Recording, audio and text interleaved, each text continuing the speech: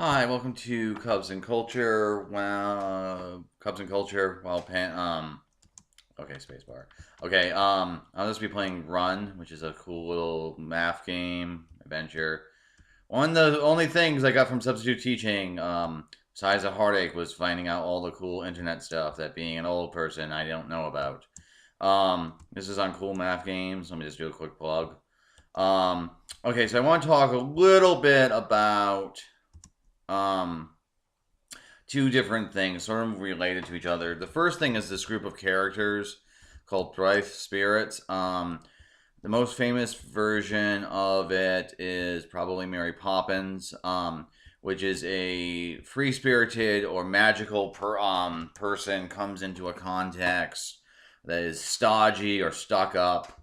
And then through a series of whimsical adventures, um, corrects for everyone. Everyone learns their lessons basically to have fun. Some examples of this are Mary Poppins, um, Poppy from Happy Go Lucky. Oops, God damn it. Um, Poppy from Happy Go Lucky. Uh, Amelie from Amelie, which I actually just watched. I also just watched Happy Go Lucky. Wow, this gets into my head. Why I got this into my head. The Woman from Chocolat, etc. A lot of these movies are fairy tale esque, and as you can tell from my list, a lot of these characters are female. There's some male characters who sort of fit it. The three I can think of off the top of my head are um, Roberto Benigni from Life is Beautiful. I can't remember the character's name. Um, and then, wow, I'm better at this game than I remember. Then Patch Adams from Patch Adams sort of fits it. Because he comes into medical school and tries to prescribe laughter, etc. And then, sort of an anti Blythe Spirit is Ignatius from Confederacy of Dunces, in that he's definitely a fish out of water, but instead of making everyone's lives better, he sets them on fire and destroy things because that's the meaning of his name, Ignatius. Anyway, going back to Happy Go Lucky. What are you doing? What are you doing? No, lag! Damn it! Getting back to Amelie and Happy Go Lucky for a second. I ended up rewatching both of them mainly because Sally Hawkins is the main character in Happy Go Lucky, and I remember seeing it in 2008 and really liking the film. And that's one of the reasons why, prior to watching Shape of Water, I was really excited about it, because I've never seen Sally Hawkins not give like one of the best performances of the year. She's such a good actress. And Happy Go Lucky was the first film I saw her, and I really like this film. If you haven't seen it, it's about this. I think it's first grade, but this grammar school teacher named Poppy, who's lived something of a romantically disappointing life. And then also, it seems like she had some strange relationship with her family. But the thing about her is she's always very bubbly and happy, and positive about life. And it's centered around this relationship with her driving instructor named Scott, because she's trying to learn. She lives in London and she doesn't drive, and she wants to learn to drive. And this Scott, who's had a rough go of it as well, being bullied in school, etc. Of course, driving being a metaphor for who's driving the car in terms of life. And Scott is very, very dour, and this one seems easy. Dour and upset, and so the movie's very, very funny. It's very, very emotional. Eventually, they constantly butt heads, etc. There's other sort of adventures, like there's also kind of like a pre-Scott. There's this kid who, like, you kind of get the sense that Scott was both bullied and a bully in school. And so there's another kid that she's actually teaching who seems to be thematically the younger version, and only by intervening there, etc. So then Happy Go Lucky is about contentment. And anyway, Poppy's a Blithe Spirit, and I really, really like that film by Mike Leigh. And then going back to Shape of Water, I kept hearing that's about that a lot of people compared Eliza to Amelie from Amelie, which Amelie is a 2001 film. God damn it! 2001 film. French film by, I can't say the man's name, but he also did City of Lost Children. Goddamn lag. Um, a very long engagement. His most famous film is Amelie. I just watched it, and it actually is one of my favorite films. And I think the comparison to Eliza and Shape of Water is a little bit specious. I don't know why a lot of people want to interpret. I think it's because stupid hearing people are interpreting her muteness as her being introverted, but that's not actually the case. In any case, there are similarities because Eliza's something of a Blithe Spirit. It's far stronger in Amelie. Amelie is a series of movies about this introverted woman who sort of who's lonely in love, and she takes it upon herself to try to improve the lives around her. So it's pretty typical Blithe Spirit stuff. I'm gonna die. No, god damn it! I was right there. What was I saying? And so the movie is very, very engaging. The woman who plays Amelie, I can't say her name, it's French, is absolutely delightful. The movie is quirky and whimsical, and it's gloriously shot. I'm actually annoyed now actually seeing it. I think the cinematography in Amelie is better than in Fellowship of the Ring. Return of the King should have won cinematography, not Fellowship of the Ring. I think it has to do with the amount of CGI. Anyway, god damn it. And so the movie is really, really delightful, and so I've been thinking about this because of my positive reaction to Happy Go Lucky, my positive reaction to come on, yes, Shape of Water and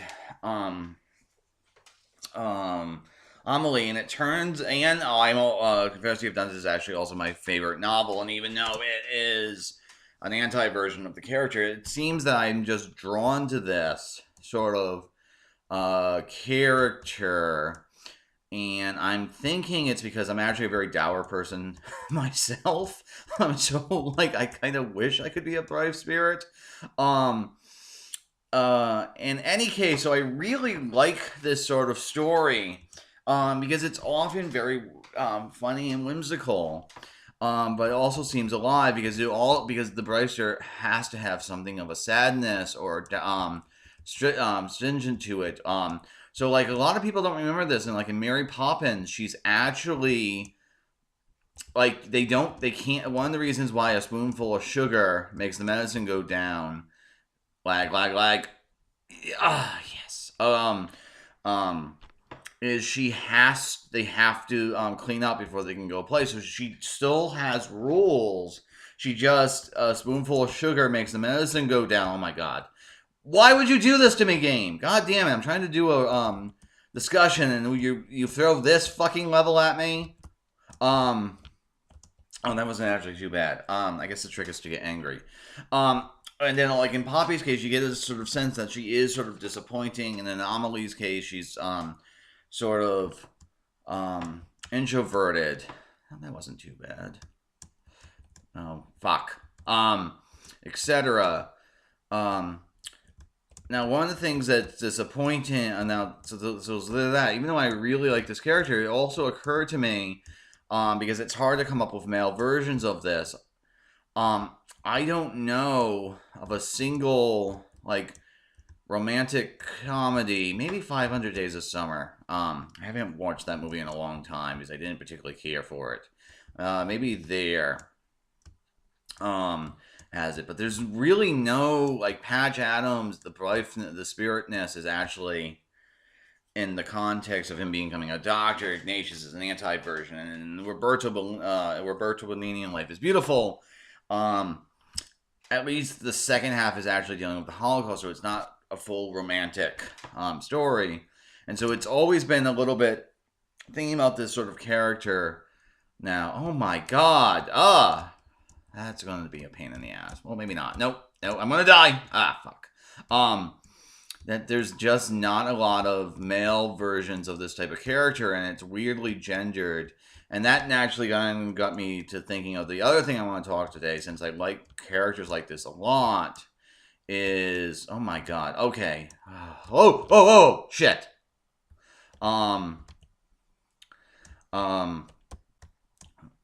That... One of the things that's weird or annoying about... Okay, so here's the thing about Amelie. It's actually one of my favorite films of all time. And I'm also sort of annoyed it wasn't nominated for Best Picture, if not Best Director, that year, because it's from 2001, and I would have placed it over A Beautiful Mind, at least, because A Beautiful Mind is just an important subject movie. The thing is, Amelie, as good as it is as entertaining as it is ultimately just a whimsical, frivolous, I guess it's most easily classified as a romantic comedy.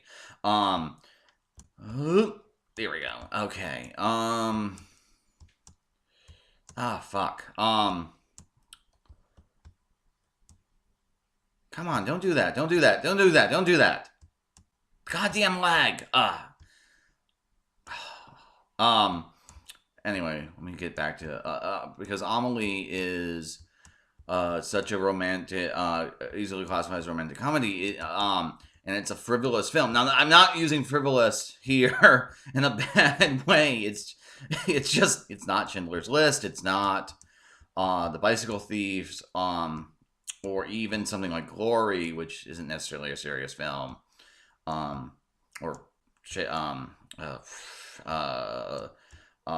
even Shape of Water. Like, Shape of Water is a more serious film than Amelie. Frivolousness isn't like it. Some films should be. Sometimes you want a frivolous film, and Amelie is a really great version of that. And so there's that. So it occurred to me that there's really not. Maybe Love, Simon will fit this. But there's not really a gay film like Amelie. And this sort of incredibly well-made film on multiple levels in terms of like cinematography, acting, and writing. That's ultimately a frivolous film that I have seen like lighter gay movies. They're not all like Brokeback Mountain. Oh my god, Brokeback Mountain. Oh, fuck you. Fuck you! This game is meant for children.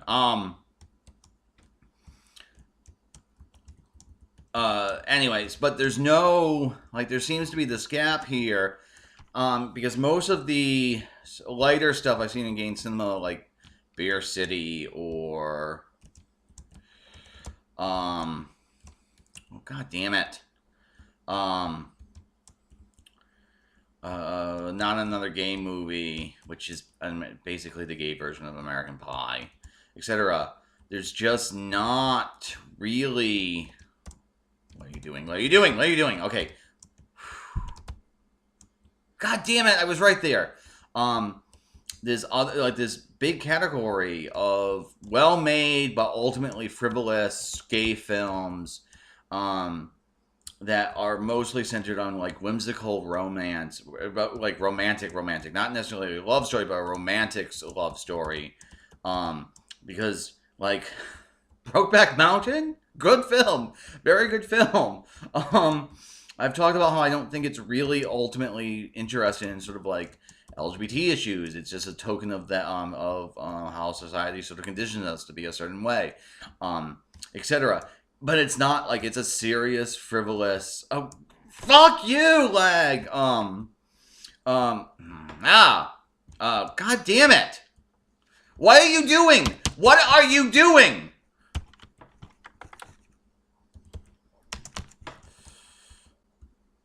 God damn it. as I was saying now, saying no, Brokeback Mountain is ultimately such a serious film that in most of the like even Moonlight, which I La La Land I thought was a better film, but I'm perfectly fine with Moonlight winning Best Picture. It is such an involving drama. There's just not this category um, of frivolous, incredibly well made and charming gay films that I swear to God I'm gonna do this. I'm gonna do this.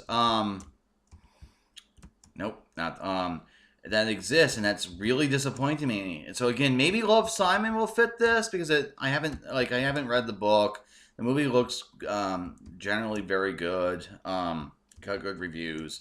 So it's like really sad that that Amelie is probably going to be like sort of my or with like Shape of Water. Shape of Water is very much a queer film, and because it has this Blythe Spirit character, which I'm apparently very drawn to, I kind of have to latch on to these queerish films as opposed to like Amelie's not really that queerish. Um, uh, Other than sort of like some of the campiness with like the gnome and stuff. It just doesn't really exist as far as oh no, come on. Oh, come on. Exists for gay cinema, so that's really sort of disappointing because like it's just not. What are you doing? What are you doing?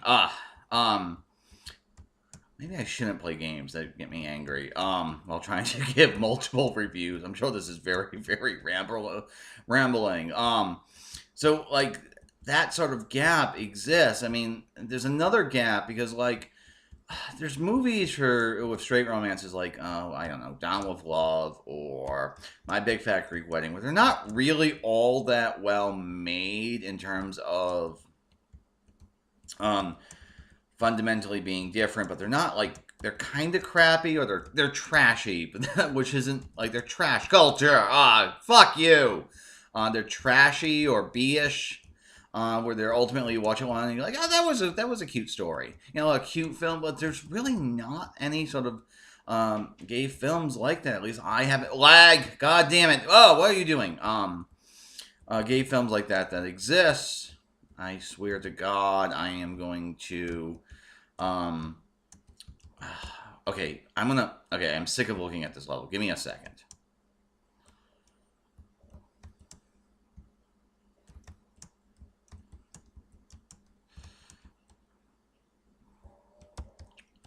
What are you doing? Why?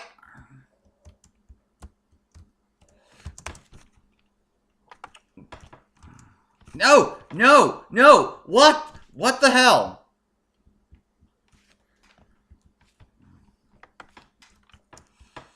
Okay. Sorry. Give me a second.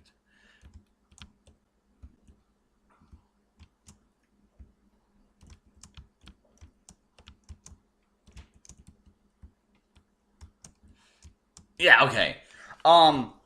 So like that doesn't exist because things like Latter Days or Not Another Gay Movie, they're okay and everything like that. Oh crap. Okay.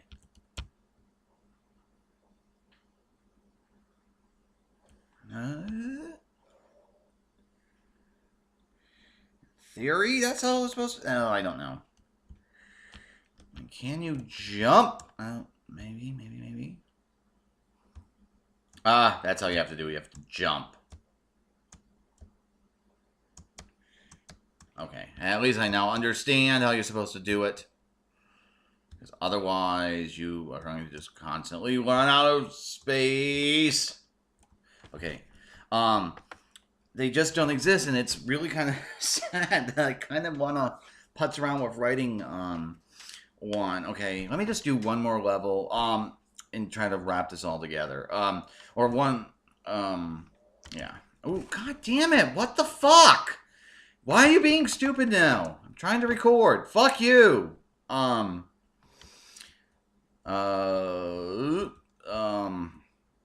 Okay, so if I can bring this together, I watched Amelie and Happy Go Lucky that have these versions of a character called the Blithe Spirit, which apparently I really enjoy because thinking about it, many of my favorite things like Shape of Water or even Confederacy of Dunces all sort of have these sort of characters in them. Um, except Mary Poppins was one of my favorite films growing up, etc. Amelie is very, very good, and I'm kind of bemoaning the fact that there's two sort of gaps in gay cinema because either all the sort of like romantic comedies or more light films are so terribly made, or they're not trashy, they're trash for gay films. So there's not really a well-made, frivolous like gay romance that exists, and then which kind of makes me sad because I kind of have to. What are you doing? What? No, God, what the fuck? Goddamn computer. Um. Uh. Okay. I have to exist. As far as entertaining. So let me just wrap this up. Maybe I'll do one more. I mean, let me try to complete this level and end on a high note, but maybe not. I might just pull a Markiplier and freak out because I'm getting annoyed. Go see it. If you haven't seen it, Amelie's fantastic. It's absolutely wonderful. It's frivolous in the best possible sense of that word. I really kind of moaning it wasn't nominated. It's hard. The two great barriers remaining for the this would be my final thought. The last two great things that need to be broken. Well, maybe there's more than, but the two great from my perspective that has to be broken at the Oscar-winning Best Picture is a film not in English, and an animated film win Best Picture. Because those seem to be the last two categories for people that need to for people that for the Oscars to vote for, and I think the foreign language is going to happen before animation because there's been more foreign language non-English films. I hate the term foreign language because like English happens to be my native tongue, but it's not like it's not the native tongue of everyone in America, so like whatever. So yeah. I think that because actors kind of don't like animation. And perfect. Okay, so that would be Cubs and Culture for today. Hopefully that was more entertaining. Hopefully it wasn't too rambling, but I'm going to listen to it and maybe edit it. Maybe not. I don't know. It's supposed to be an off day. Have a nice day. Cubs and Culture out.